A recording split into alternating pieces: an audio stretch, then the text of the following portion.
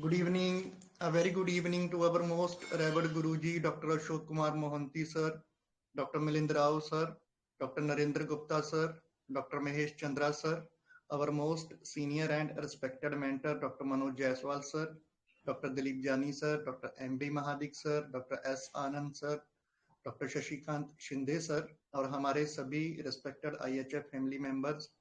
तो जैसा आप सभी को पता है, आज हमारे respected mentor doctor Sumita Kurundwade ma'am ने अपना एक केस प्रेजेंट किया है, उसी को लेकर हम आज की ये बीसी करने वाले हैं।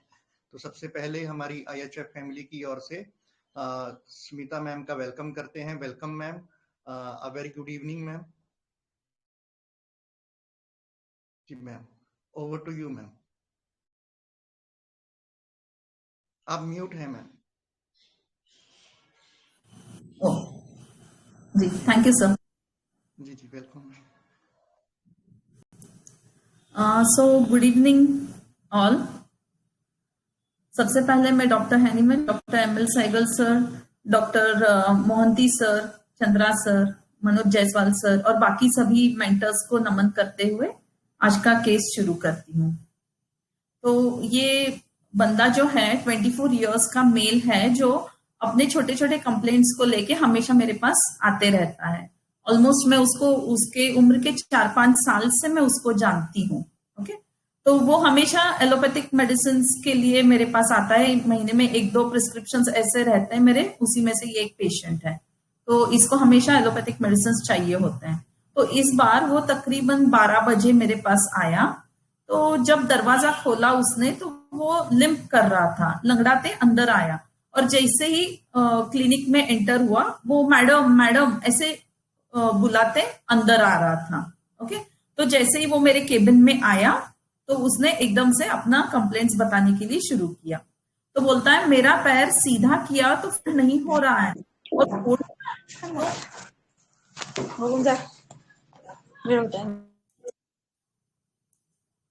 हेलो, ओके, मेरा पैर सीधा किया तो फोल्ड नहीं हो रहा है और फोल्ड किया तो सीधा भी नहीं हो रहा है, ऐसे ये बोलते अंदर आ गया। ओके, तो फिर मैंने पूछा इतना क्या हुआ। मैं इसके साथ बहुत कैजुअली बात करती हूँ हमेशा ही, क्योंकि बचपन से उसको मैं देखती हूँ और एकदम मजाकिया बंदा है, तो हमेशा लाइटली बात करती हूँ उससे, मैं भी बहुत मजाक करते रहती हूँ। तो मैंने बोला इतना क्या हुआ है तुझे। तो बोलता है पता नहीं, कहीं पे गिरा नहीं, कहीं पे मैंने लाइक मार नहीं लगी, कुछ नहीं हुआ, सिर्फ मैं तो ऐसे ही बैठा था, सीधा पैर करके बैठा था और बस पढ़ाई कर रहा था और कुछ नहीं कर रहा था मैं, ऐसे बोला उसने।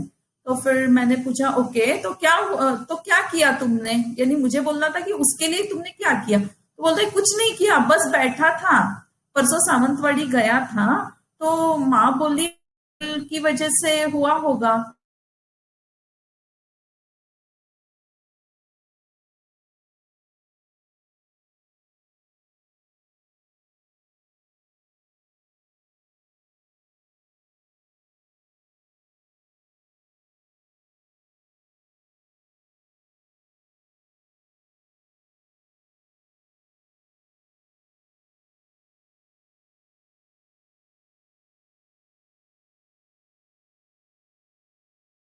मुझे बताया।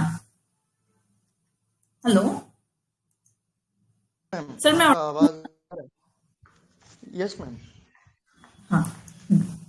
तो फिर मैंने पूछा तो तुमको क्या लगता है, ऐसे मैंने पूछा। तो वो बोलता है कि मुझे क्या पता, देखो ना क्या हुआ है, मैं आप ही के तो पास आया हूँ, ऐसे बोला इसने। तो क्या किया तुमने। तो बोला कुछ नहीं किया, आपके पास आया हूँ, ऐसे बोला और हंसने लगा वापस से मुझे। तो फिर मैंने बोला वैसे नहीं रहे, घर में कुछ नुस्खे किए होंगे ना, गर्म पानी डाला होगा, तेल लगाया होगा, कुछ तो सेका होगा, कुछ तो किया होगा। तो बोलता है नहीं नहीं कुछ नहीं किया मैंने ऐसे। तो फिर तो क्या रे कुछ करना था ना, ऐसे मैं उसको बोली। तो बोला नहीं नहीं पता तो होना चाहिए ना क्या करना है, कुछ करने जाऊंगा और फिर बढ़ गया तो फिर ठीक है, तो अच्छा तो क्या लग रहा है अभी तुम्हें, ऐसे मैंने पूछा उसको। तो बताया। तो फिर वापस से वही बताने लगा कि ऐसे फोल्ड करके दिखाने लगा कि फोल्ड किया तो दर्द होता है और फोल्ड लंबा किया तो फोल्ड नहीं हो पाता है, फिर फोल्ड किया तो लंबा नहीं हो पाता है, ऐसे सब वो मुझे बोलने लगा। ऐसे वो बोल रहा था। तो फिर बोलना देखो ना ऐसे बोलने लगा। तो फिर मैं उठ के उसको एग्जामिन करने के लिए गई। तो जब मैं उसको हाथ लगाने के लिए गई तो वो बोलने लगा, अरे अरे, हाथ पकड़ने लगा, मुझे छूने ही नहीं दे रहा था वो। तो फिर मैंने एकदम हल्के हाथ से उसको टच किया और फिर मैंने उसको बोला कि ठीक है डर मत, ऐसे बोल के एकदम धीरे धीरे मैंने हाथ लगाया। तो नी जॉइंट काफी स्वोलन था, रेड भी था और टच को हॉट भी लग रहा था, यानी साइंस ऑफ इन्फ्लेमेशन तो पूरे थे उसमें।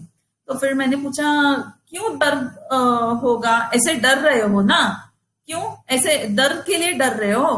तो बोलता है हाँ ना, इधर भी दर्द है, इधर भी ऊपर दर्द है, ऐसे उंगली से वो मुझे पॉइंट आउट कर करके दिखा रहा था।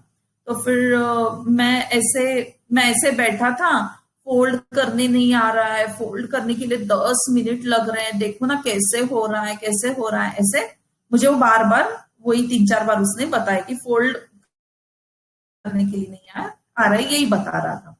तो फिर मैंने बोला, तुझे लग रहा है ना ऐसा कैसा, क्या हो गया है ऐसे तुझे लग रहा है ना? तो एकदम हंसने लगा। फिर बोला, क्या करूं इसका, बोलो ना सिर्फ, बोला। तो फिर मैंने बोला कि डर डर लग रहा है क्या?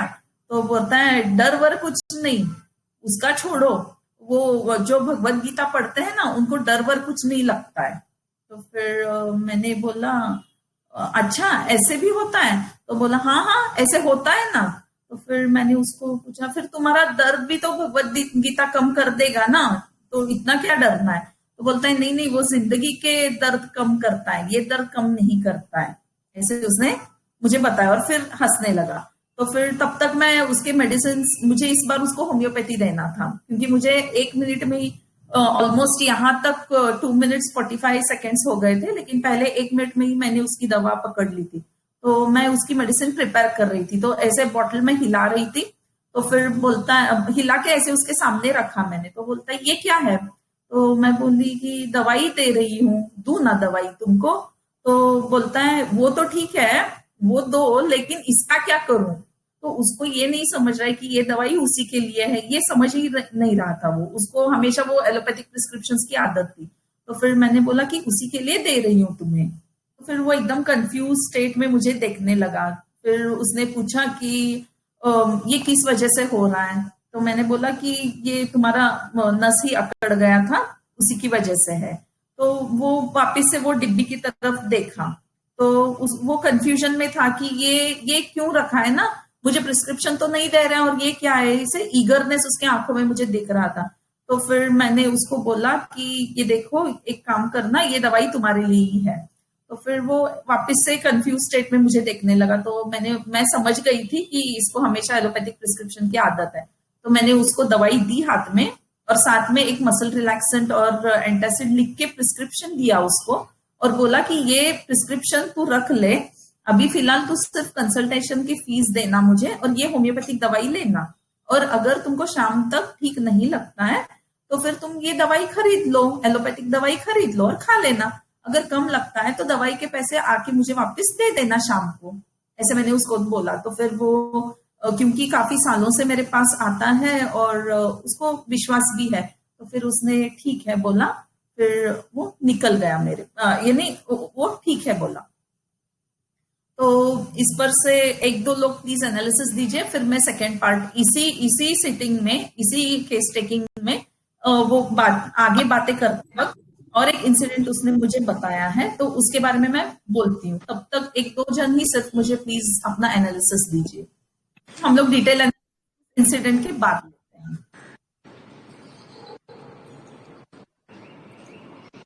जी बताइए प्लीज। हेलो। Yes ma'am. ये बंदा ना मुझे थोड़ा अफेक्टेशन में लगा और वो हमेशा आपके पास एलोपैथी दवा लेता है ना, तो ये थोड़ा कंफ्यूज हो गया, ये क्या दिया है ना साबुदाना गोली, तो इसीलिए वो रेडी भी नहीं थे होम्योपैथी के लिए। तो मुझे थोड़ा सा थोड़ा हाईवस जैसा लग रहा है, क्योंकि वो उसको थोड़ा सा जो पहले वाला जो तो बेड कंफर्ट है, ये नया वाला उसको नहीं चाहिए था। तो थोड़ा मुझे हायोस जैसा लग रहा है, फियर इंजुरी पे वो पेन का भी है ना, आपको टच नहीं करने दे रहा था वो। हम्म। तो थोड़े मुझे हायोस जैसा लग रहा है और फुल अफेक्टेशन भी है ये। Okay. Okay, very nice analysis ma'am. और कोई बोलेंगे?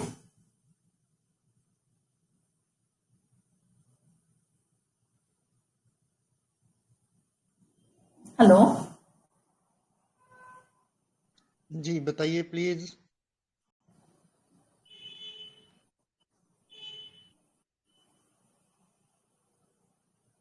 हेलो। हेलो। हाँ मैडम बोलिए। Good evening ma'am. Good evening. Ma'am, ये जो बच्चा है, जैसे कि आपके क्लिनिक के अंदर जैसे ही एंटर करता है, ऊंची ऊंची आवाज में मतलब कि बोलना शुरू करता है मैम मैम करके, तो वो चाहता है कि फटाफट आप निकल के आओ और उसको संभाल लो कि उसकी जो प्रॉब्लम है वो ठीक हो जाए ना। तो यहाँ पे मैंने ये लिया था, carried desire to be carried shoulder over, है ना, ये वाला एक रूब्रिक लिया था। उसके बाद में वो ओके। एक ना एस्टोनिश था, उसको बोला कि ये मतलब कि अचानक ही हो गया, मतलब कैसे हो गया, उसको खुद को ही नहीं पता, वो अचंभे में पड़ गया कि क्या मालूम नहीं क्या हुआ कि मेरे को ऐसी प्रॉब्लम आ गई है ना। ये दूसरा हम्म। ये रूब्रिक है, एस्टोनिश। और फिर वो हम्म। आपसे भी पूछ रहा था कि ये कैसे हुआ, क्या है, क्या मालूम नहीं, मेरे को कुछ पता नहीं है, तो लाइट डिजाइन मैंने लिया था। और जैसे हम्म। आप उसको छूने की कोशिश कर रहे थे, टच करके दे, तो वो मतलब कि टच करने के लिए नहीं था, उसको डर था। फियर ट्रस्ट ऑफ बीइंग, मतलब कि उसका ये रूब्रिक लिया। और fear injury being injured of, मतलब कि उसको इतना डर था कि वो आपको छूने के लिए भी इजाजत नहीं देता। वो बोला ना कि हंस के कि मैं, हाँ मेरे को मतलब कि दर्द हो रहा है ना यहाँ पे, अगर आप छुओगे तो लगेगा ना। तो मैम ये यस मैंने मैम। ये देख के मेरा स्ट्रैमोनियम आया था यहाँ पे। Okay. Okay, very nice ma'am. और एक एक्सपेक्टेशन में भी था मैम, उसको मतलब कि वो हाँ। मतलब कि अपने सारी फीलिंग्स से वो ओवरकम कर रहा था। वो गीता का प्रवचन देखे कि गीता में लिखा कि वो मानसिक जो ये शारीरिक उसमें तो आत्मिक डर के बारे में लिखा है, शारीरिक डर के बारे में थोड़ी ना लिखा है, ऐसा कुछ बोल रहा था। तो वहां पे यस। मेरे को अफेक्टेशन लगा। मालूम नहीं मैम, आगे आप बताओगे। Thank you ma'am. Okay. Yes ma'am, very nice ma'am. Okay, तो आगे की स्टोरी बताऊं मैं? तो जिस बहन का जिक्र उसने किया था ना कि बहन से बात करते वक्त वो नस अकड़ गया है, उसकी बहन बोल रही थी। तो उस बहन के बारे में मैंने पूछा कौन सी बहन, ऐसी बातें आगे निकल गई। तो फिर मैंने पूछा कि कौन सी बहन से बात की। तो बोला वो निपानी की बहन है ना, मेरी मासी की बेटी। तो फिर अच्छा वो ड्राइंग टीचर की बेटी, उसकी एक मासी है ना, वो उसी के स्कूल में ड्राइंग टीचर है, जिस स्कूल में ये पढ़ता था उसी स्कूल में ये ड्राइंग टीचर है। तो फिर वो एकदम से हंसने लगा और फिर बोला ये वो दर्द तो उसका चालू ही था, वो बार बार वो फोल्ड करने की और सीधा करने की वो कोशिश तो उसका चालू ही था, लेकिन वो बात कर रहा था मेरे से। तो बोला कि मैं, तो फिर मैंने बोला हाँ ठीक है बताओ। तो बोलता है जब ये 8th स्टैंडर्ड में था ना, तो इसको इसको ड्राइंग टीच करने के लिए वो उसकी मासी ही थी। तो बोला कि मैं ना ड्राइंग बुक लेके नहीं जाता था स्कूल में, तो मेरी मासी को अच्छा नहीं लगता था। फिर एक दो बार ऐसे हुआ कि मुझे ड्राइंग के एग्जाम के लिए ना उसने मुझे बिठा दिया। वो जो 8th में एलिमेंट्री होता है और फिर 9th में इंटरमीडिएट एग्जाम देते हैं यहाँ पे महाराष्ट्र में। तो फिर एलिमेंट्री का फॉर्म भर दिया मासी ने, तो मुझे जबरदस्ती जाना पड़ा। मेरी मम्मा बोली कि मासी ने फॉर्म भरा है तो तुझे जाना ही पड़ेगा। तो मैं उधर जाके क्या करूंगा, मुझे तो एक लाइन भी मार निकालने नहीं आता है और मैं ड्राइंग एग्जाम दूंगी क्या, वो भी एलिमेंट्री का। तो फिर अब जाना तो था ही, इसलिए मैं जाके बैठा। फिर बाजू वाले लड़के को जो कि मेरे स्कूल से ही था वो, तो उसको मैंने बोला तू जरा दो चार लाइन इस पे निकाल के दे, फिर मैं इसमें रंग भरते बैठता हूँ, कुछ तो करना तो पड़ेगा, 3 घंटे का एग्जाम है तो फिर उसने बोला अरे तेरा निकालूंगा तो मेरा कब करूंगा। तो मैंने बोला चल निकाल ना, थोड़े झाड़ पत्ते निकाल, एक दो पंछी निकाल और घर निकाल और नदी निकाल, चल निकाल के दे, मैं यहाँ पे पेंटिंग करूंगा। तो फिर उसने निकाल के दिया, फिर मैं पेंटिंग करते बैठा। तो मैंने बोला अरे उसमें तो हिबिस्कस फ्लावर भी निकालना होता है ना, तो वो तो कंपलसरी होता है हिबिस्कस फ्लावर निकालना, तो उसका क्या किया तूने? वो भी उसको निकालने के लिए लगा और फिर रंग भरते बैठा। फिर पास हुआ कि नहीं तू? तो बोलता है पता नहीं मैं पास हुआ कि नहीं, मुझे इंटरेस्ट ही नहीं है, तो क्या देखूंगा ना क्यों पास हुआ कि नहीं, फेल हुआ, मैंने तो देखा ही नहीं। और उसके बाद क्या हुआ, मैं अपनी किताब लेके नहीं जाता था, ड्राइंग बुक, तो मेरी मासी को बड़ा गुस्सा आ गया, तो उसने मुझे पीटा क्लास में, ऐसे बोला। तो फिर मैंने बोला फिर तुझे तो बहुत गुस्सा आया होगा, मासी ने पीटा 8th के लड़के को। तो बोला गुस्सा गुस्सा क्या करना है उसमें। फिर दूसरे दिन मेरे मम्मी को फोन आया स्कूल से, मिलने के लिए बुलाया, तो मैं तो चौंक गया। अभी ये मेरी मासी तो चुप नहीं बैठी, ये जाके शायद प्रिंसिपल को कंप्लेन कर दिया इसने। तो मेरी मम्मी आई स्कूल में, फिर मुझे बुला के लिया प्रिंसिपल मैम ने, और मासी को भी बुलाया। फिर मासी आके बोली ये मेरे बहन का बेटा भला है, लेकिन ये मेरी बात नहीं सुनता है, इसलिए इसको मैंने पीटा भी, लेकिन ये बात ही नहीं मानता, ये ड्राइंग निकालता भी नहीं, अभी तो ड्राइंग बुक भी नहीं लाता है, तो फिर इसको पनिशमेंट दो, ऐसे मासी ने प्रिंसिपल को बोला। तो फिर मेरी मम्मी मुझे देखने लगी, अभी क्या करने का ना, बहुत ही मम्मी के लिए बहुत ही मुश्किल सिचुएशन था ये। तो फिर मैंने प्रिंसिपल मैम को बोला कि भले आप मुझे पनिशमेंट दो या कुछ भी करो, मेरी एक बात आपको सुननी पड़ेगी। तो मेरी मम्मी, उसकी मम्मी एडवोकेट है, तो वो मेरी मम्मी तो एडवोकेट है ना, वो तो झुक झुक के मुझे देखने लगी, क्या हो गया ये क्या बोल रहा है। तो फिर प्रिंसिपल ने बोला कि ठीक है बोलो। तो मासी बोलती है इसका क्या सुनना है मैडम, इसको पनिशमेंट दो, ये मेरी बात नहीं मानता है, पीटने के बाद भी नहीं सुनता है, इसीलिए तो मैं आपके पास लेके आई हूँ, अब देखो जरा इसको। तो फिर प्रिंसिपल मैम ने बोला कि नहीं नहीं चुप रहो तुम, उसकी बात देखते हैं वो क्या बोलता है। तो फिर मैंने प्रिंसिपल को बोला कि देखिए मैं डिस्ट्रिक्ट लेवल के क्रिकेट टीम में मेरा सिलेक्शन हुआ है, और मैं इंटर डिस्ट्रिक्ट मैचेस खेलने जाता हूँ, तो मैं रोज 4-5 घंटा प्रैक्टिस करते रहता हूँ, तो जरा मैम आप और मेरी मासी है ना, ग्राउंड पे आके जरा 2 चक्कर तो लगाना, ऐसे बोला इसने प्रिंसिपल को। तो फिर तो क्या बोला आगे प्रिंसिपल ने, ऐसे मैंने पूछा, तो बोला अरे नहीं बाबा हम लोग तो इतना चक्कर नहीं लगा सकते। तो वही तो बात है ना मैम, आपको मैंने बोला ग्राउंड पे भागने के लिए, तो आपसे नहीं होता है तो मेरे से ड्राइंग कैसे होगा, मेरे को नहीं अच्छा लगता है तो मेरे से कैसे होगा ये बात मेरी मासी नहीं सुन रही है, ये नहीं समझ रही है, और मुझे पनिशमेंट देने की बात बोल रही है। इतना समझ के भी आपको अगर मुझे पनिशमेंट देना है तो भाई दे दो, मैं तो अभी सुनना ही पड़ेगा आपकी बात, ऐसे बोला।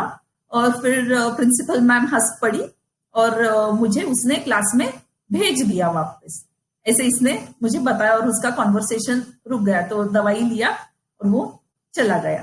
तो ये इंसिडेंट भी उसी के साथ उसने मुझे ये बताया हुआ था। तो अब किसी का चेंज होने वाला है, या हर कोई अपने हाइओस और स्ट्रेमोनियम के साथ ही रहने वाले हैं? नहीं और मैम, कोई अब तो अलग अच्छी आता है तो? सारा जी मैम।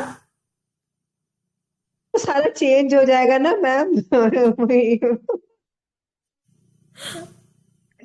ये बंदा लेकिन ऐसा ही है, हमेशा ये ऐसे ही रहता है। लाइट रहने वाला बंदा है मैम ये। हाँ ये मैम लाइट वही मतलब मस्त मौला टाइप का बंदा है, इसको ये भी नहीं मालूम है कि ये मेरी प्रिंसिपल है, ये टीचर है, जो मुंह में आया बोल दिया हल्केपन में। ओके, और बोलिए। तो अब सबकी नैया और दूसरे ट्रक की तरफ जाएगी।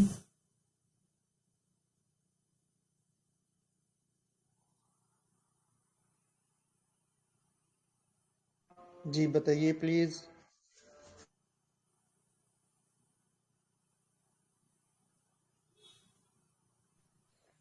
ये मैम गुड इवनिंग मैम। ये तो लाइट रहने वाला इतनी ऐसी सिचुएशन थी कि उस टाइम वो डरना चाहिए था, लेकिन उस टाइम भी उसने अच्छी तरह उसमें से अपना मार्ग निकाला, और वो माहौल भी उसने लाइट कर दिया, और फिलोसॉफी एबिलिटी तो उसमें है, अफेक्टेशन तो कुट कुट के भरा है, जैसे कि लग रहा था कि अभी रोने वाला है, फिर भी वो बोल रहा था नहीं नहीं मैं डरा नहीं, ऐसे मुझे वो भगवान का नाम लेता हूँ, भगवत गीता पढ़ता हूँ, तो मुझे डरने की कोई जरूरत नहीं। लेकिन ये इसका एक्सपेक्टेशन था, और फिलोसफी एबिलिटी और लाइट डिजायर तो कंटिन्यूस उसका कैसे हो गया कि एंजाइटी डार्क भी था कि किस वजह से हुआ होगा। उसके बहन ने कहा कि वो नस जाम हो गई वगैरह सब, लेकिन इसने उस पर ध्यान नहीं दिया कि आपको ही उसको पूछना था। तो लाइट डिजायर सनलाइट ऐसा मुझे लगा, और मेरा तो अभी और उल्टा की तरफ जाता है ma'am. Okay thank you ma'am. Okay, thank you ma'am.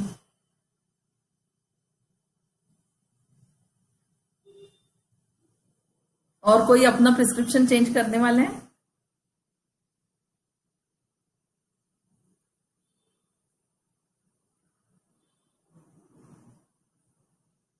जी बताइए। भी इधर में आ रही है थोड़ी बहुत। Yes ma'am. कैनाबिस इंडिका वो भी आ रही है इसके साथ साथ में।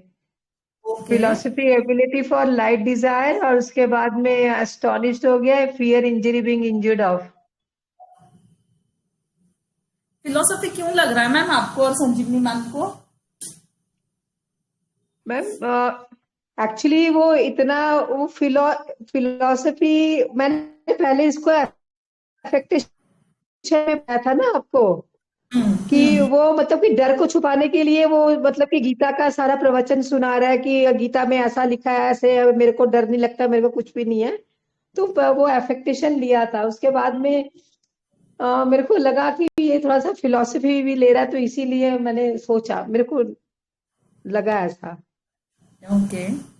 उसने बाकी का तो कुछ नहीं बोला, सिर्फ इतना ही बोला कि गीता पढ़ने वाले, पता नहीं वो पढ़ता भी है कि नहीं, लेकिन वो तो बोल रहा है कि गीता पढ़ने वाले डरते नहीं है।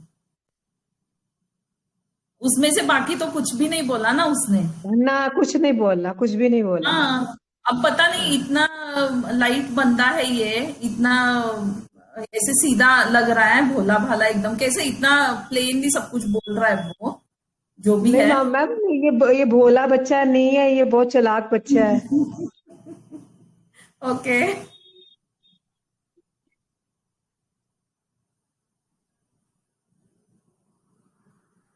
मालूम।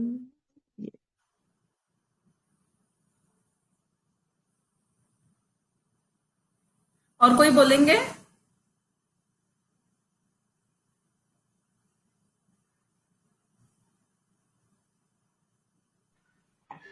सल्फर कुछ का लोग। भी एक थॉट लग रहा है मैम।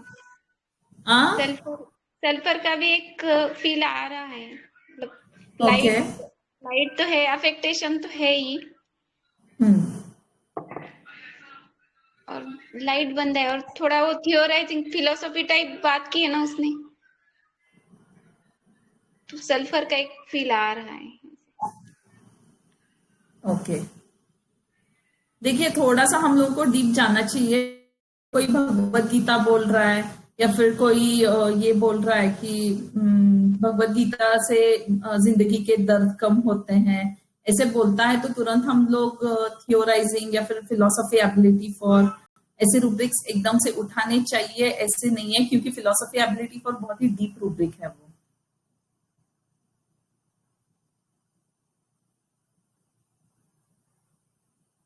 उसमें बहुत डेप्थ है, तो ऐसे रूब्रिक्स।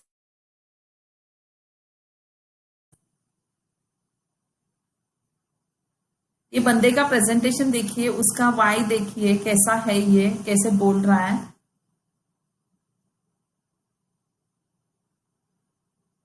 तो हंस हंस के बात कर रहा है मैम, वो बहुत ऐसा कुछ भी नहीं है कि है कुछ ऐसा। बेलाडोना की तरह लग रहा है मैम, जैसे उसके आपने छू के भी देखा, उसमें रेडनेस थी और मतलब हीट भी आ रही थी, फिर लाइट डिजायर में भी था, वैसे लाइट रहना बंदा पसंद कर रहा है, तो मैम बेलाडोना यस। ले सकते हैं यहाँ पे। लाइट तो पक्का है, अफेक्शन है, आप जैसे है। और कोई अलग इनपुट देना चाहते हैं?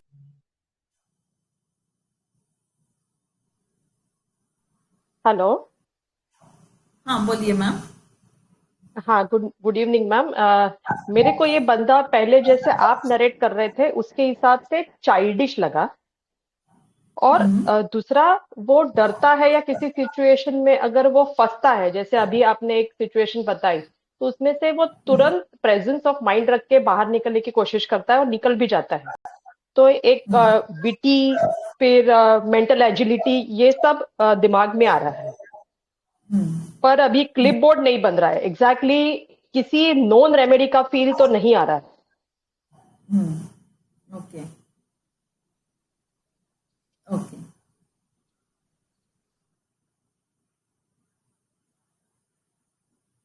अच्छा है मैम, विटी उस रेमेडी, वो रेमेडी में विटी रूब्रिक भी है, कवर कर रहा है।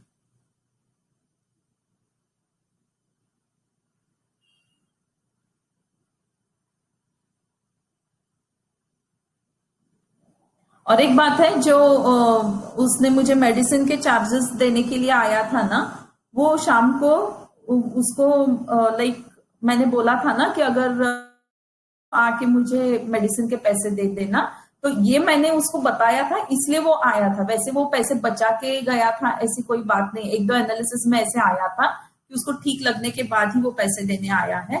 ये तो मेरा इंस्ट्रक्शन उसको वैसे था, he didn't mind giving the whole amount also, लेकिन मुझे उसको कन्विंस करना था ना, इसलिए मैंने ऐसे आइडिया किया कि मेडिसिन अगर उस पे असर नहीं होता है तो ही शुड फील कि ज्यादा पैसे चले गए, इसलिए मैंने वैसे आइडिया किया। मैं ज्यादातर वैसे करती हूँ कि सिर्फ कंसल्टेशन फीस लेती हूँ और मेडिसिन देती हूँ, फिर ठीक हो गया ना तो आके पैसे दे देना, ऐसे बोलती हूँ मैं मेडिसिन के। तो फिर लोगों को ज्यादा विश्वास भी होता है and people get ready to try homeopathy, ऐसे भी हो जाता है। मैं ऐसे ही काफी बार करती हूँ।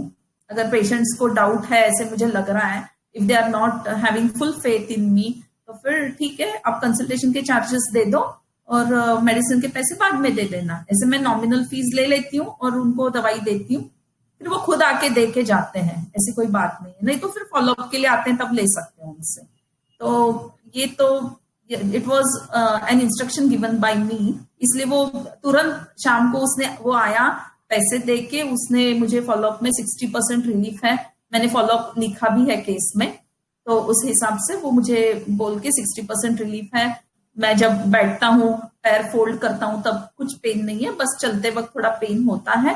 लेकिन मेडिसिन लेके वो 12 बजे गया था, 3-4 बजे वो टेरेस पे जाके थोड़ा घूम के आया, तो उसको कुछ तकलीफ नहीं हुई, ऐसे उसने बताया। He was very happy. और उसका स्वेलिंग और जो ये था ना, रेडनेस था, वो पूरा नहीं गया था, लेकिन काफी हद तक ठीक था। नेक्स्ट डे सुबह उसका पूरा रेडनेस भी चला गया था and he was totally out of pain next day morning, एकदम ठीक था वो। बाद में आके वो बोल के गया था मुझे, इसलिए वो शाम को आके पैसे दे के गया। मैम नाइट्रोम्यूर और रूटा भी आ रही है। ओके। एंजाइटी डार्क ले तो नाइट्रोम्यूर हो सकता है। और वो जो उसके जो बताए ना, पैर फोल्ड नहीं करने आ रहा है, सीधा भी नहीं करने आ रहा है, तो वो अरेस्टेड का एक फील आ रहा है, तो वो लेंगे तो रूटा आ रही है दिमाग में। क्लियर नहीं हो रहा है, क्या हो सकती है। ओके ठीक है, एनालिसिस देखते हैं कि और कोई बोलने वाले हैं। मैम मैम जब आप उसको देखने जा रही थी टच करके, तो क्या वो आपको छूने नहीं दिया? वो क्या बोला, रुको रुको ऐसे बोल के? हाँ, मेरा हाथ पकड़ रहा था वो, फिर बाद में एकदम धीरे से जब मैं उसको हाथ लगाने के लिए गई ना, तब उसने मुझे अलाउ किया। और जब वो मेरा हाथ पकड़ा हुआ था ना, तब वो खुद उंगली से मुझे दिखा रहा था कि यहाँ पे दर्द है, यहाँ पे है, यहाँ ऊपर थोड़ा दर्द होता है, ऐसे वो मुझे दिखा रहा था, ऐसे उंगली से पॉइंट कर करके। फिर बाद में एकदम धीरे से मैंने उसको हाथ रखा ना, तो उसने मुझे अलाउ किया। बस उतना ही, मैं सिर्फ टच करके, स्लाइड टच करके मैं निकल गई वहां से, क्योंकि उसको ज्यादा तकलीफ भी नहीं देनी थी मुझे, तो उतने से वो कंफर्ट। वो ब्रिटल वाली जो है थुजा की या फिर आर्निका की, इन दोनों में से कुछ फील वाइज मुझे लग रहा है। ओके जी, थैंक यू।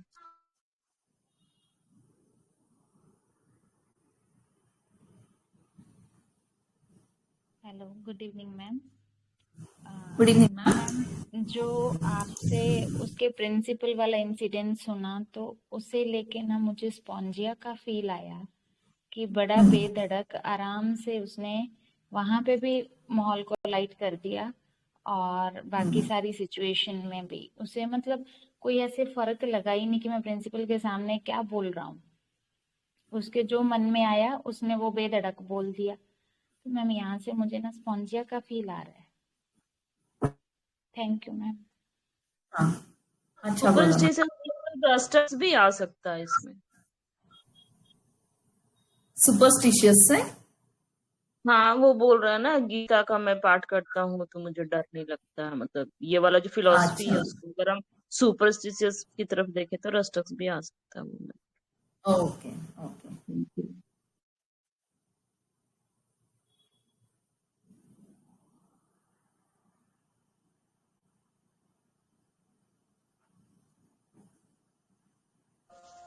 जी, और बताइए, और कोई ऐड करना चाहते हैं?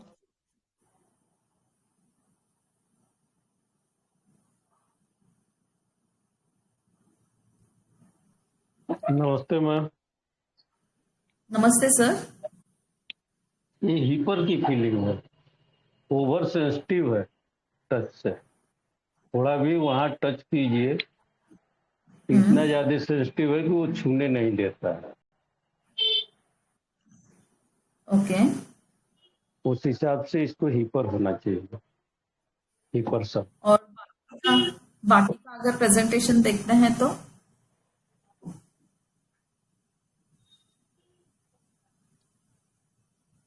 हीपर सेंसिटिव होता है, केयरफुल है, सल्फर की तरह उसमें वेल्थ भी नजर आते हैं जब वो सही रहता है तो उस हिसाब से इसको देखने से हमें तो हीपर ही लगा। अभी आपसे जुड़े हैं तो जैसा आपने एक्सप्लेन कर रहे थे। ओके सर, अच्छा बोला सर आपने। Yes sir, thank you sir.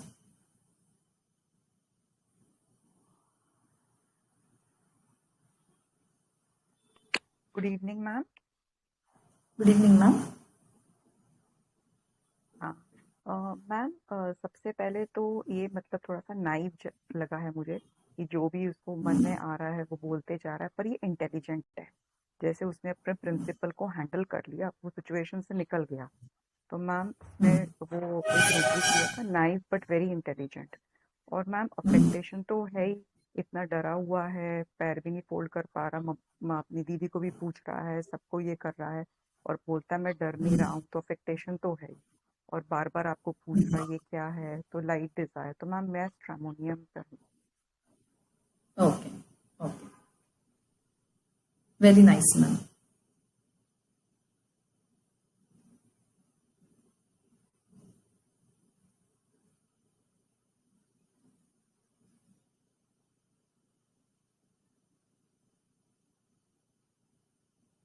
और कोई बोलेंगे कि एनालिसिस शुरू कर दो?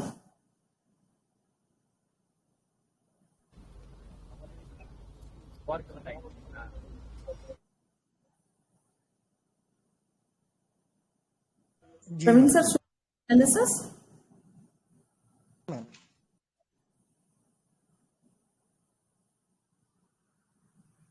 और कोई ऐड करेंगे? आप स्टार्ट कर दीजिए मैम। Okay sir, okay. देखिए, ये केस में सबसे पहले मैंने उसका मॉर्बिडिटी देखने की कोशिश की है। ओके, तो यहाँ पे ये बंदा जो है, जिस तरह से वो मुझे बोल रहा है, सबसे ज्यादा उसने किस बारे में बोला मेरे सामने, किस चीज के बारे में वो मुझे सबसे ज्यादा बोल रहा था? कौन से सेंटेंस? मोड़ रहा हूँ तो खुल नहीं रहा, खोल रहा हूँ तो मोड़ नहीं रहा, वो इसकी मोड़ नहीं रहा। उसका दिमाग पूरा टाइम उसी पे है कि मेरा पैर मुड़ नहीं रहा है और सीधा भी नहीं हो रहा है। ओके, ये पहली पॉइंट थी जो उसने 3-4 बार मुझे ये पॉइंट बोला था और वो उसी से परेशान था। राइट, उसके मन में वही एक बात बैठी थी, तो मैंने डेल्यूजन पर्सिक्यूशन लिया था। ठीक है, दूसरी बात है कि उसी पॉइंट पे उसकी सुई रुक गई है, ये फोल्ड नहीं हो रहा है, ये निकल नहीं रहा है। बाकी सब चीजें मैं जब उसको क्वेश्चन करती थी तब वो मुझे आंसर कर रहा था, लेकिन ये बात वो खुद होके कंटिन्यूअसली बोल रहा था। तो delirium looking fixed at one point, okay. तीसरी बात है, जब भी मैं उसको पूछ रही हूँ कि बाबा ये ऐसे कैसे हो गया, क्या हो गया है, ऐसे लग रहा है क्या, तो वो हंस रहा है। वो हर बार अपना जो डर है वो छुपाने की कोशिश कर रहा है। ओके, अफेक्टेशन तो सीधा सीधा सब लोगों ने पकड़ा हुआ था, ठीक है। वो उसका रीजन ढूंढने की कोशिश कर रहा है। Okay, gestures makes groping in the dark. वो क्या बोल रहा था, मैं कहीं पे पीटा नहीं हूं, कहीं पे मुझे इंजरी नहीं हुई है। मम्मा बोल रही थी कि ट्रैवल की वजह से हुआ होगा, लेकिन उस ट्रैवलिंग को भी उसने क्वेश्चन आंसर कर दिया।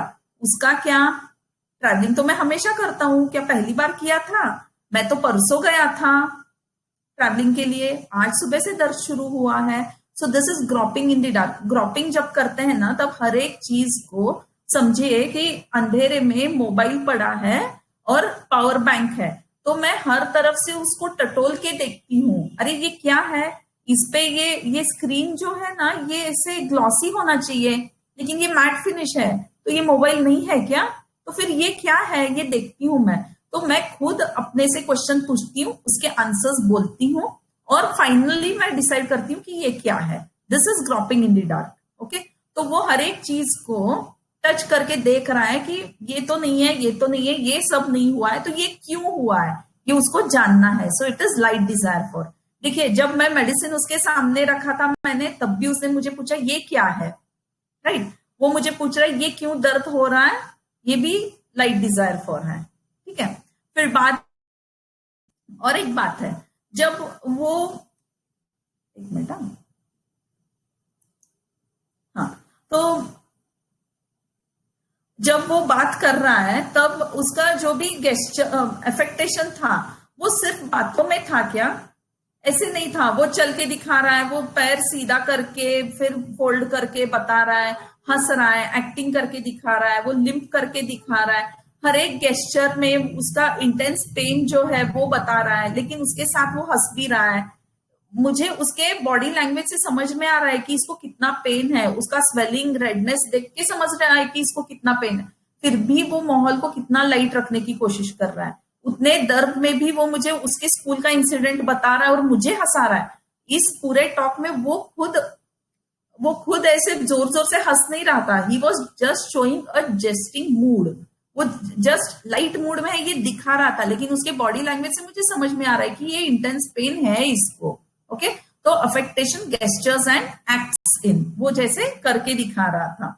उसकी आंखों में वो एस्टोनिश्ड लुक तो था ही, ऐसे कैसे हो गया, ये क्या हुआ है मुझे, ये ऐसे, मैं तो सिर्फ पढ़ाई करते बैठा था, ये क्या हो गया है, ऐसे वो मुझे बोल रहा था।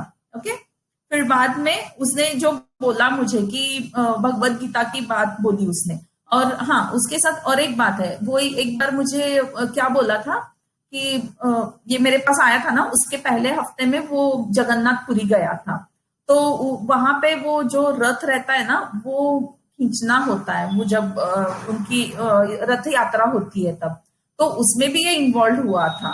ओके, और वो मुझे कैसे बोल रहा था ना कि जगन्नाथपुरी गया था, तो मुझे ना वहां पे पुरी में भगवान बुला के लिए थे, ऐसे बोल रहा था वो मुझे। तो हमेशा ये ऐसे बातें करते रहता है। तो religious affections too much occupied with religion मैंने लिया था, और जेस्टिंग रूब्रिक मैंने लिया था। और वो जो दर्द, वो मैं हाथ लगाने के लिए जा रही थी, तब मुझे हाथ लगाने नहीं दे रहा था और मेरा हाथ पकड़ रहा था वो। ओके, तो वो फियर पेन ड्यूरिंग, उसको पेन तो हो रहा है लेकिन और दर्द बढ़ न जाए, इसलिए वो मुझे हाथ लगाने नहीं दे रहा है। और वो बोल रहा था कि मैं कुछ करने जाऊंगा और बढ़ गया तो, पता तो होना चाहिए ना क्या करना है, करने जाऊंगा और बढ़ गया तो, वो जो बोल रहा था that was fear suffering of.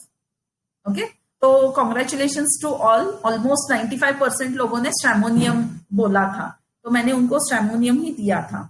अब आते हैं जो स्कूल में जो किस्सा हुआ था उसके बारे में देखते हैं। ओके, तो और एक रूब्रिक मुझे बोलना था कि जो पॉइंट फिंगर टिप से वो मुझे जो बता रहा है, यहाँ पे दर्द होता है, यहाँ पे होता है, यहाँ ऊपर होता है। ओके, एक बात वो, दूसरी बात वो एग्जैक्ट कॉज ढूंढने की कोशिश कर रहा है। मम्मी को वो जब डिफेंड कर रहा था कि मैं ट्रैवलिंग की वजह से मम्मा ये मुझे नहीं हुआ है, कोई और चीज है, उस वक्त भी देखिए वो कितना प्रिसाइजली बोल रहा है कि ये परसों के दिन मैं ट्रैवल किया था, दर्द मुझे आज हो रहा है।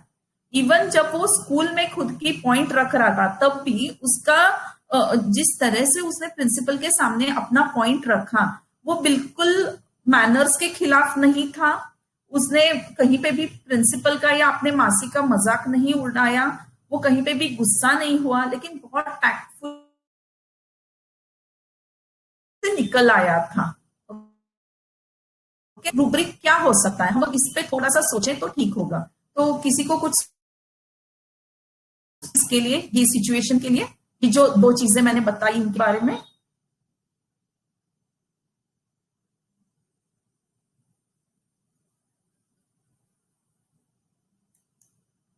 हम लोग बहुत कॉमनली एक रूब्रिक लेते हैं जब ऐसे हम लोग डिफेंड करते हैं या फिर जब हम लोग बोलते हैं, रीजन आउट करते हैं, तब 1-2 रूब्रिक्स हम लोग हमेशा लेते हैं। Ma'am objective reasonable, ma'am communicative,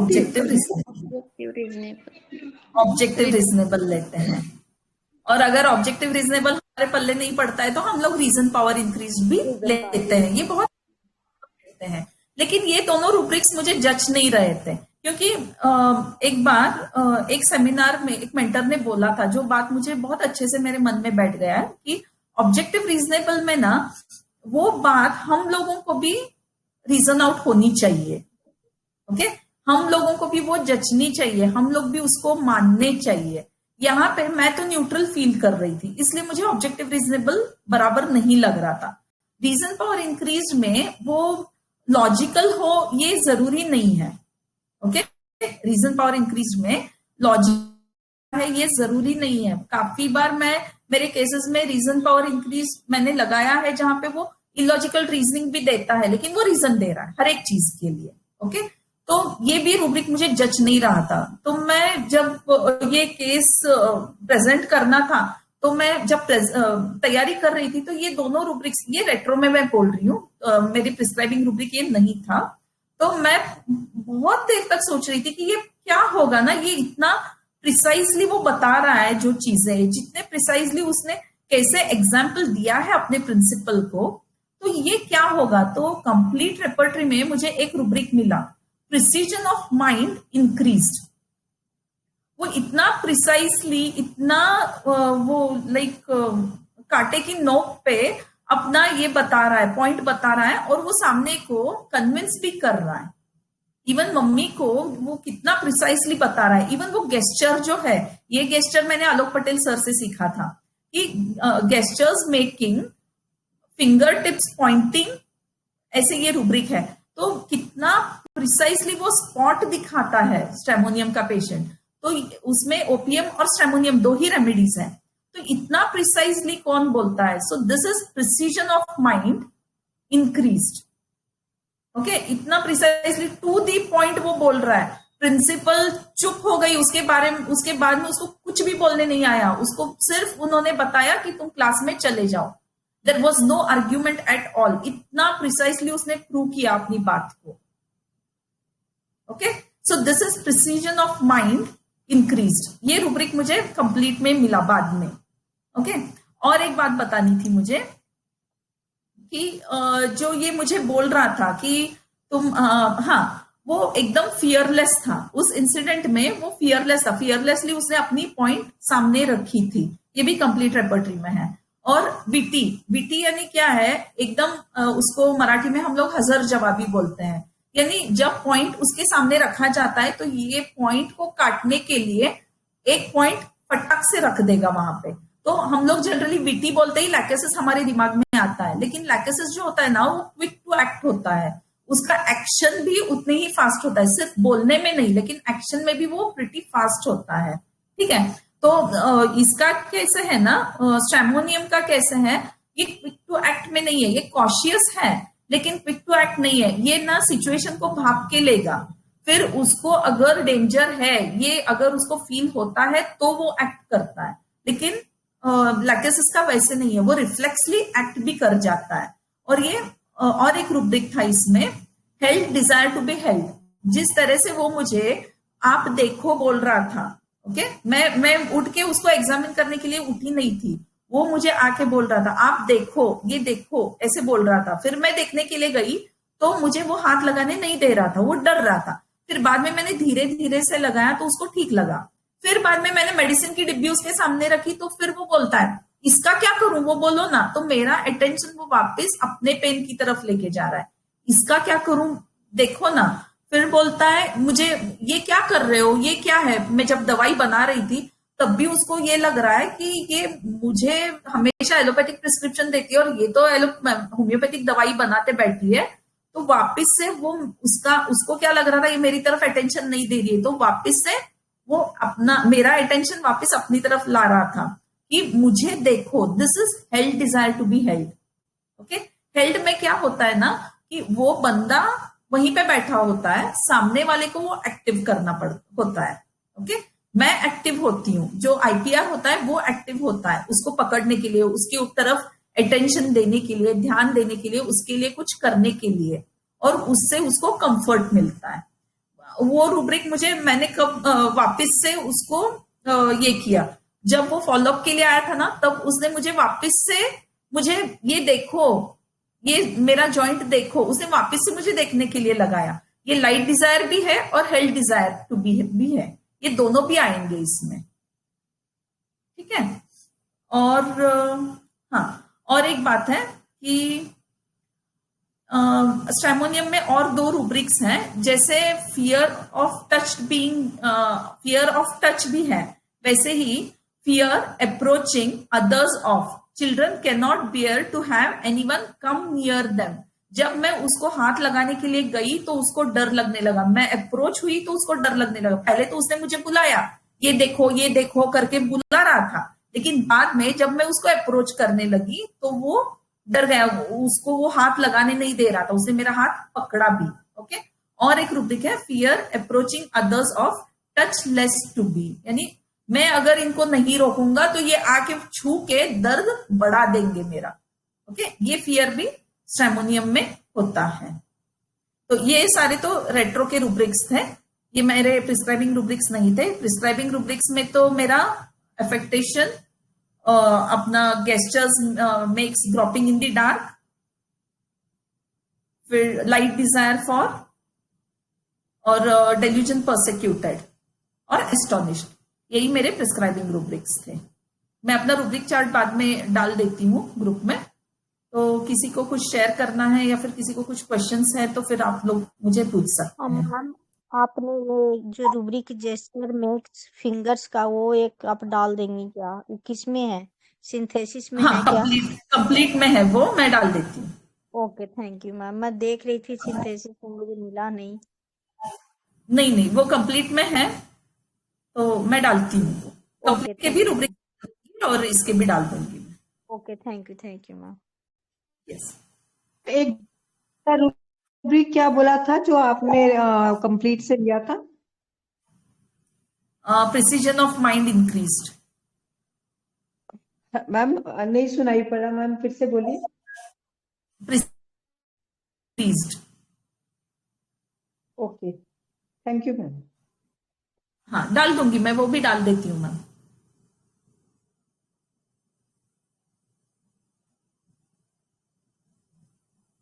हम लोग हमेशा स्ट्रैमोनियम को डरा हुआ, क्लिंगिंग और carried desire to be carried shoulder over, ऐसे ऐसे रूब्रिक्स में ही हम लोग स्ट्रैमोनियम को देखते हैं, या फिर ऐसे फेज में ही देखते हैं। तो ये जेस्टिंग वाला और एकदम मजाकिया स्ट्रैमोनियम मुझे लगा था, तो I thought of sharing with you all. बढ़िया लेकिन मैम, केस सर। इसमें भी वो डरा हुआ तो था, लेकिन अफेक्टेशन से वो अपने आप को हाइड कर लिया मैम। लेकिन वो यस। उसमें फियर तो था, 100% फियर था, फिर इतना दौड़ कर वो आया।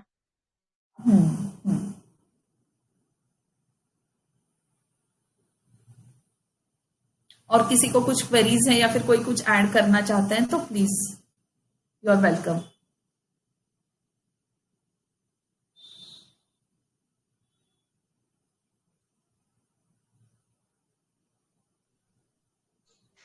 जी बताइए प्लीज, कोई क्वेरी है?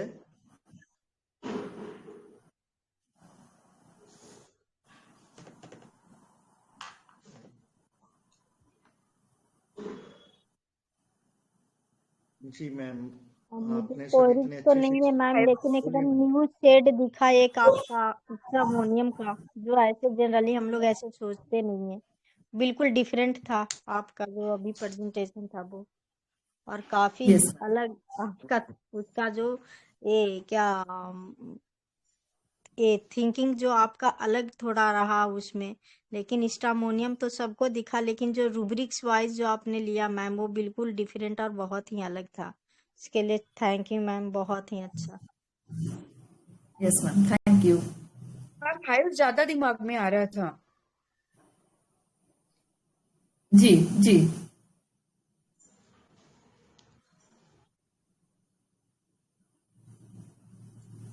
जी मैम, तो मतलब हायोसाइमस को लेके क्या कंफ्यूजन है आपको?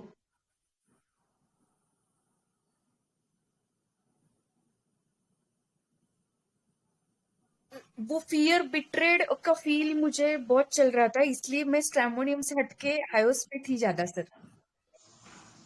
Okay ma'am. बिट्रेल क्यों लगा मैम आपको?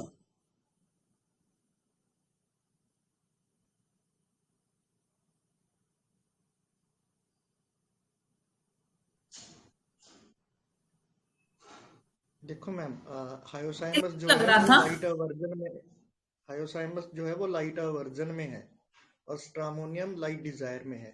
जैसा मैम ने बताया ना कि उसमें लाइट डिजायर कितना स्ट्रॉन्ग था।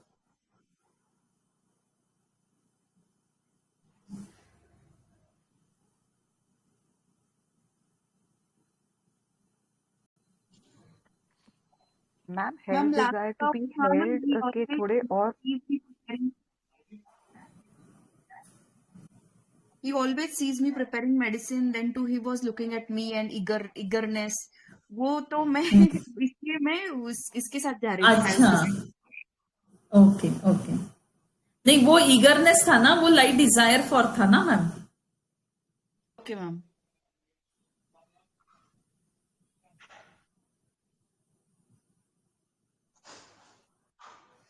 और दूसरा क्या रहता है ना कि अगर उसका एडेप्टेशन ऐसे रहता ना कि वो दवाई तो ले लेता, लेकिन वो मुझे अगर ऐसे पूछता इसे ठीक हो जाएगा ना, इसे ठीक हो जाएगा ना, ये काम तो करेगा ना, ऐसे अगर ये पूछता तो फिर पक्का मैं हायोस की तरफ जाती। लेकिन उसने मुझे कुछ भी पलट के क्वेश्चन नहीं पूछा, बस मैंने उसको बोला कि ठीक है तुम लेके जाना, ये प्रिस्क्रिप्शन भी साथ में रख लो, तो वो he was very comfortable with it. Okay ma'am. Highest guarantee मांगता है आपसे कि ठीक होगा इसमें इससे ऐसा। एटलीस्ट 2 बार वो या मुझे तो पूछ के हाईएस्ट बोलता है, से वो कन्विंस नहीं होता। या तो ऐसे पूछता कि आपने ऐसे कैसे किए या नहीं किए, आपसे होगा या नहीं होगा। वो बहुत तरह की उसकी अलग ही क्वेरी चलते हैं ना मैम। Yes yes. और उसके वो मेडिसिन लेते वक्त भी झिझक दिखती ना उसमें, ये लूं कि नहीं लूं, क्या करूं, ये क्या कर रहे हैं। बस टेबल भी था वो। ओके, वो मैम एनी टाइम आपसे एलोपैथिक मेडिसिन ले रहा, आपने उसे अभी होम्योपैथिक दिया, वो भी ऐसे सीवियर कंडीशन में। तो हायोस तो जनरली मुझे नहीं लगता कि वो ले पाता वो। वही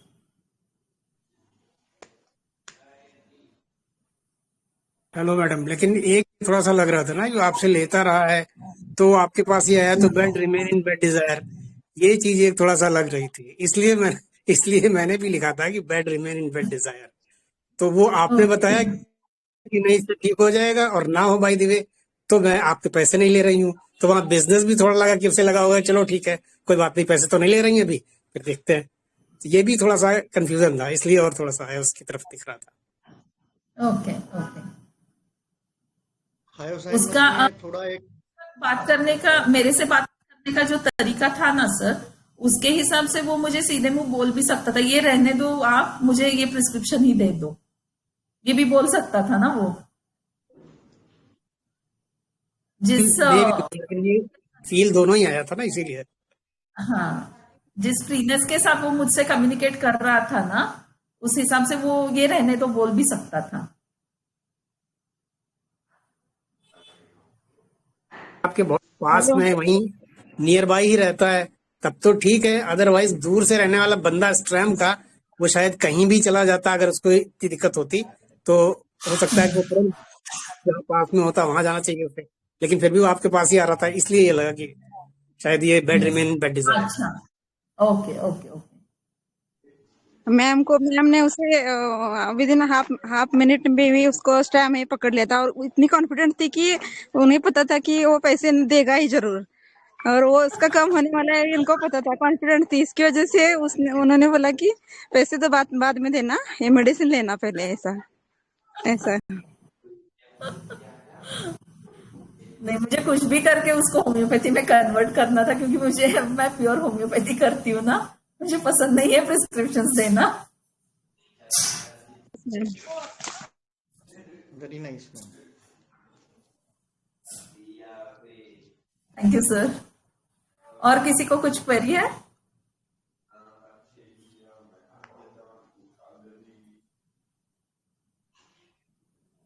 जी बताइए, अगर कोई क्वेरी है, नहीं तो हम वन प्रवीण सर, आप कुछ शायद ऐड कर रहे थे, मैंने 2 बार आपको काटा, सॉरी, आप ऐड कीजिए ना।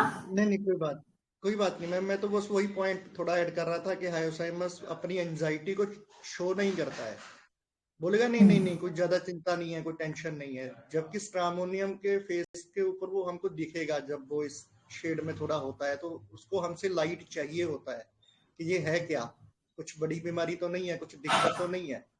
हायोसाइमस में ये रहता है कि ये अंदर ही अंदर कुछ गड़बड़ तो नहीं हो जाएगा, कुछ ज्यादा बड़ा रूप तो नहीं ले लेगा, इस तरह से। तो यही थोड़ा ऐड करना है। यस सर, और हायोसाइमस हाई स्पिरिटेड होता है, तो जिस तरह से प्रेजेंटेशन उसका स्मिता मैडम ने बताया शुरू में कि पेशेंट भागता हुआ ऑलमोस्ट आया उनके पास, वैसे हायोसाइमस नहीं आता।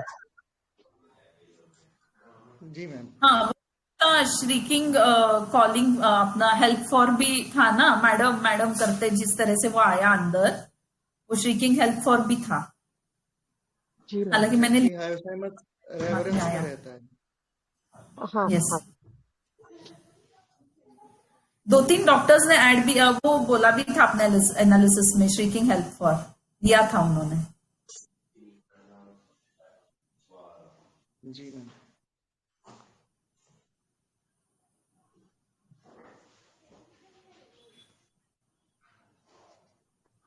Ma'am okay sir, desire to be held के थोड़े वर्जन से एक्सप्लेन कर देंगे मैम?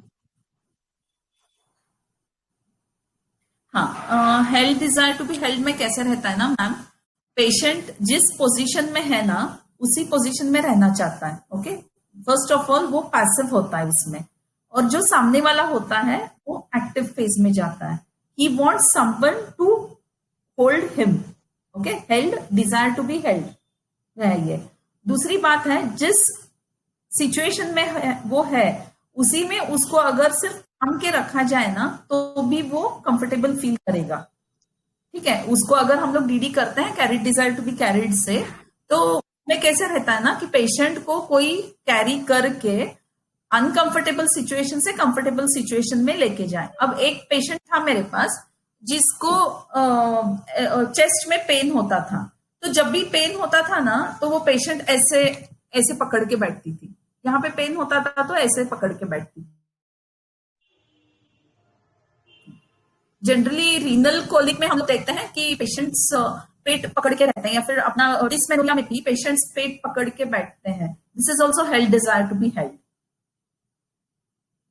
और एक पेशेंट था मेरा जो बोलता था अपने मम्मी को, छोटा बच्चा था 5 इयर्स का, उसको फीवर आता था ना तो वो मम्मी को बोलता था तू मेरे बॉडी पे ऐसे हाथ रख के, जैसे बच्चे हाथ ये करते हैं ना मम्मी को पकड़ के सोते हैं उसके पेट पे, वैसे वो मम्मी को बोलता था कि तू मेरे पेट पे या छाती पे ऐसे हाथ रख, तो उसको वो सुकून फील होता था।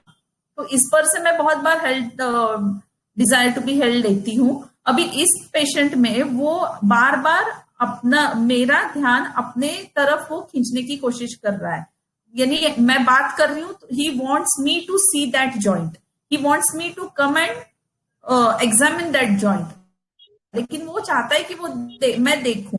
जब मैं मेडिसिन प्रिपेयर कर रही हूँ तब भी वो अपनी तरफ ध्यान ले रहा है कि वो बोलता है इसका क्या करूं।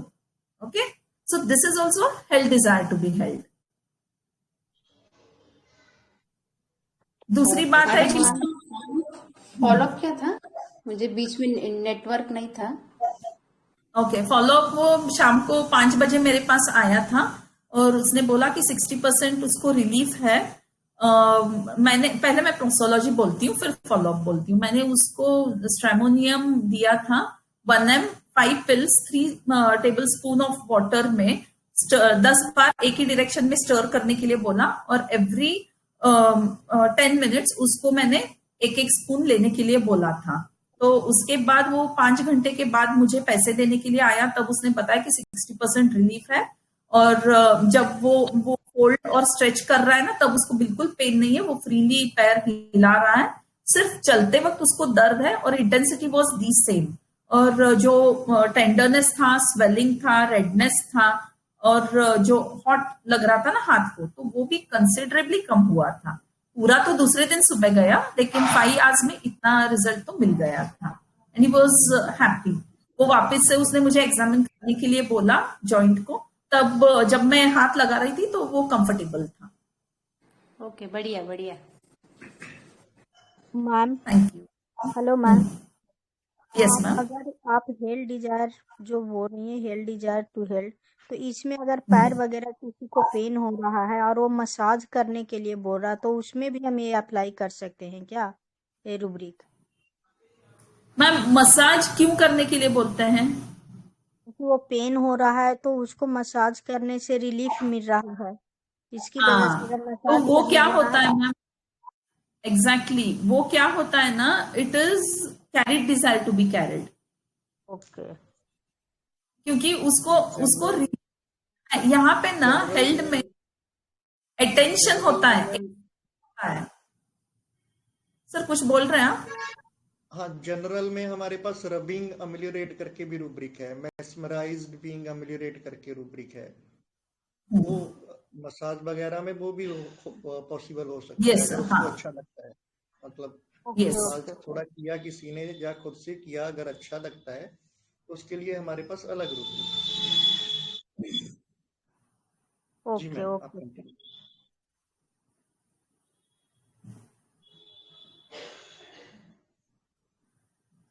एग्जाम्पल दीजिए ना मैडम।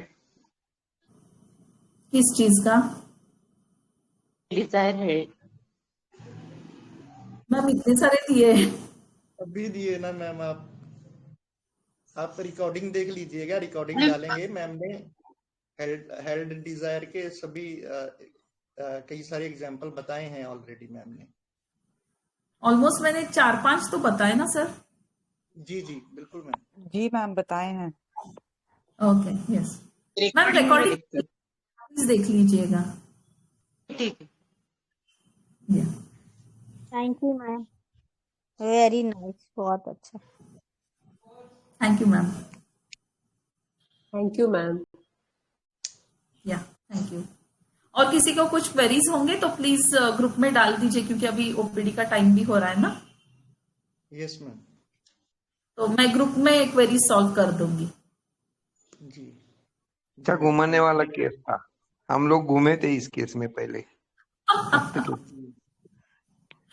हायोथैमस और स्ट्रेमोनियम घुमाते ही है लोगों को, कितना भी केसेस देखो वो घुमाने वाले लोग हैं दो।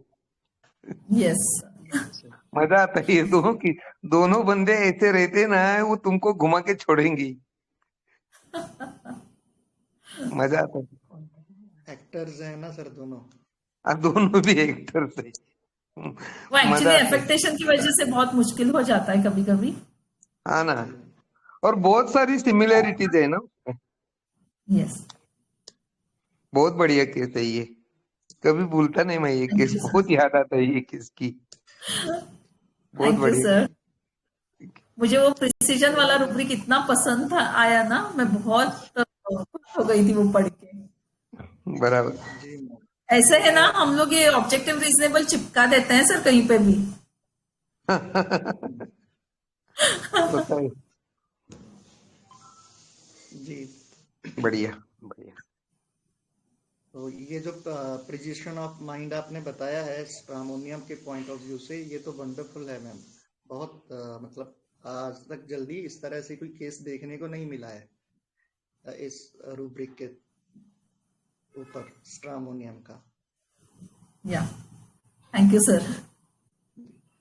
तो स्ट्रामोनियम का एक थोड़ा सा और बता देता हूँ, सिटिंग इरेक्ट, ये भी आपको स्ट्रामोनियम में दिखेगा जो हायोसाइमस में नहीं होता है। स्ट्रामोनियम बहुत इगोइस्टिक रेमेडी भी है, क्या? तो वो एकदम ऐसे मतलब ऐसे करके बैठा रहेगा, अपनी गर्दन एकदम सीधी करके एकदम इरेक्ट बैठता है वो। वैसे भी इगोटिज्म वाले ऐसा करते हैं। तो ये एक ऑब्जर्वेशन के लेवल पे है जो आप देख सकते हो, एक जिसमें इगोटिज्म को वहां पे अप्लाई कर सकते हैं। तो वाइंड अप करें मैम? Yes sir. जी, तो deep gratitude to our respected mentor doctor Sumita Kurundwade ma'am. Wonderful session ma'am, एकदम हटके था ये स्ट्रामोनियम, और हमारा ब्रेड एंड बटर रेमेडी है, और जिस डिटेल में जाके आपने उसको एक्सप्लेन किया है और कुछ ऐसे रूब्रिक्स के साथ किया है जिसको नॉर्मली हम स्ट्रामोनियम में उस तरह से नहीं देखते हैं। तो आज के इस सेशन के बाद हम आशा करते हैं कि हमारे IHF फैमिली मेंबर्स अपनी क्लिनिक में स्ट्रामोनियम को मिस नहीं करेंगे और कंफ्यूज नहीं होंगे। तो thank you ma'am, thank you so much. Thank you sir, thank you IHF for giving me an opportunity to present a case here, और आप सबके एक्टिव पार्टिसिपेशन के लिए भी थैंक यू ऑल। जी मैम, तो आज की इस शानदार VC को यहीं पर वाइंड अप करते हैं। आप सभी से मुलाकात होगी हमारी नेक्स्ट VC में। Thank you, good day.